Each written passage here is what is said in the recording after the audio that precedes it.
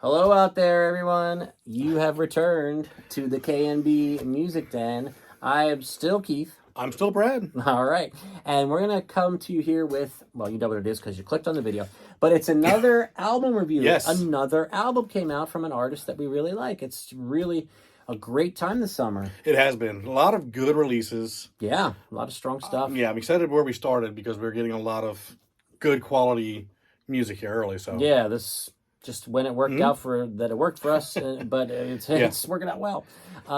So again, thanks for all the support. Be sure to like this video if you do and subscribe and all that, and we'll remind you at the end of the video, I'm sure. But we are going to talk about the brand new Josh Rouse album called Going Places. If you're not familiar with Josh Rouse, he's a singer-songwriter. He was in Nashville for a while, and then he moved to Spain. I think I heard he's back in Nashville. I don't know if Oh, really? Okay. Yeah, I didn't hear that. I could be wrong. Sorry, Josh, if I'm wrong. But he, is just really, honestly, one of my top singer-songwriters of the past 20, 25 years, no doubt. Not maybe as a household name as some others, but fantastic discography. Particularly his early work, and we're huge fans of. But there's the new one. So where does this stack up? How does this kind of compare to his older work or his more recent work? He's got a lot of albums, folks. A lot to sink your teeth that he into. does. Yes, and a fantastic voice. Fantastic voice. So for me, it's always great to have new music coming out from Josh. And like we always say with Ryan Adams, for me personally, even his, B material or like stuff that's considered weaker compared to some of his other stuff, I never hear anything from him and think, "Ooh, that's bad." So I don't think he's capable of bad. First impressions, as we sometimes do with this.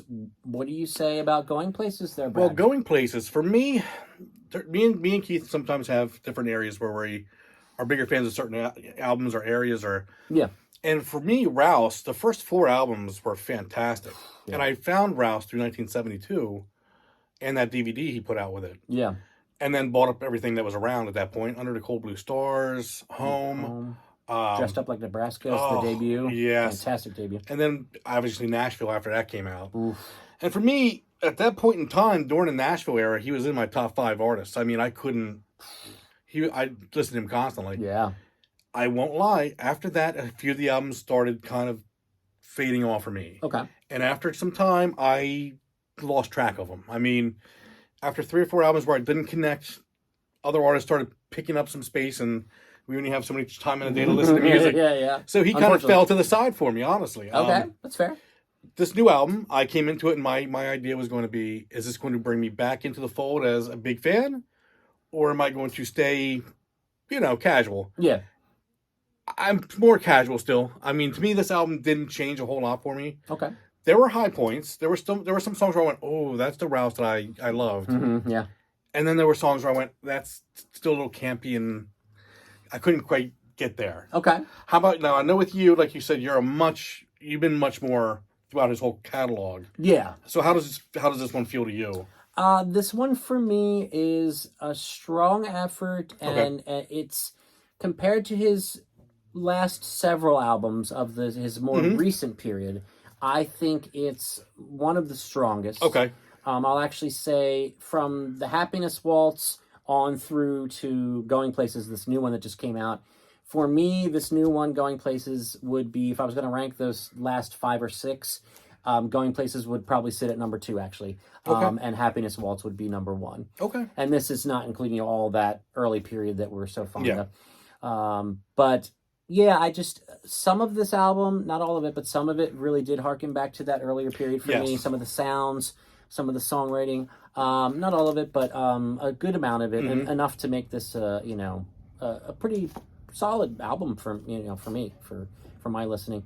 I think one of the ways I look at this too is how often would I go back and listen to this album? Yes. Whereas some of the more recent ones, once in a while. And the funny thing is, though, and this is what it is about Josh and Ryan Adams, people like this, for me, when I do go back and listen to the albums that I was a little lukewarm on in the past, when I rediscover them, I'm like, this is actually pretty good. Yeah. So Yeah. for me, Josh Rouse and Ryan Adams are the two Hmm. that I could say, if there's an album of theirs that I don't get at the time when it comes out, or it takes me a while, it's more me than him.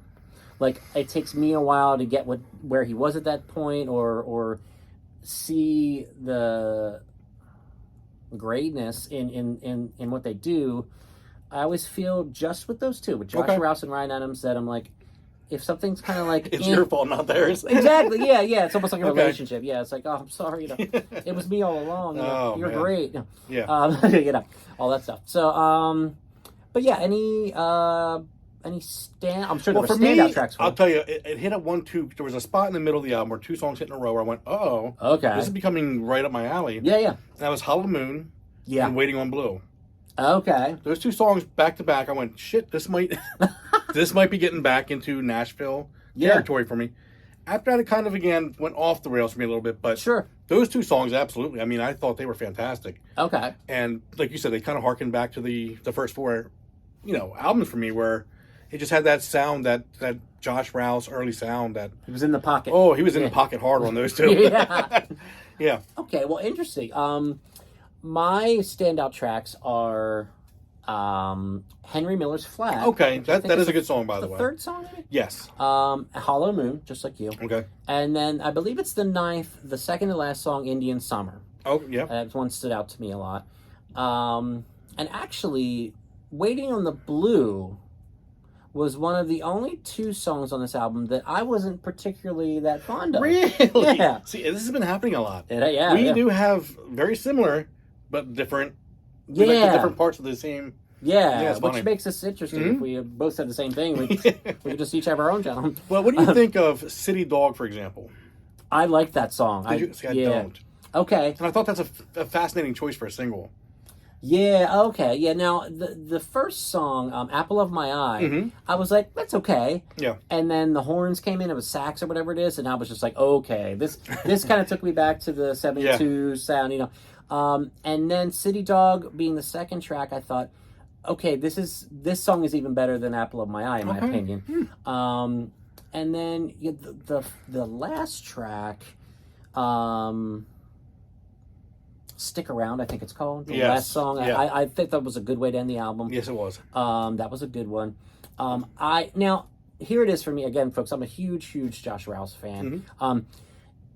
For me personally, this guy, it wasn't until his 8th studio album, or technically the 9th if you count the Street Sounds B-Sides collection, which is fantastic.